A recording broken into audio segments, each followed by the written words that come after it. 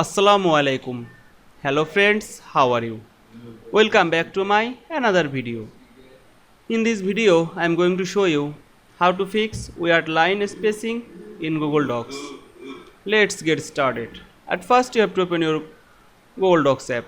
Then you can see here are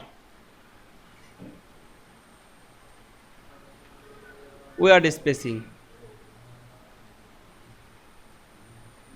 Now I am fixed the weird spacing. Firstly, select the text and go to the align option. Go to the align option and click drop down menu. Now here are you can see left align, center align, right align. Now we can choose left align. Now here we can see fix weird line spacing in Google Docs very easily. I hope you enjoyed my video. Please like, comment, share and subscribe my channel. Thanks for watching.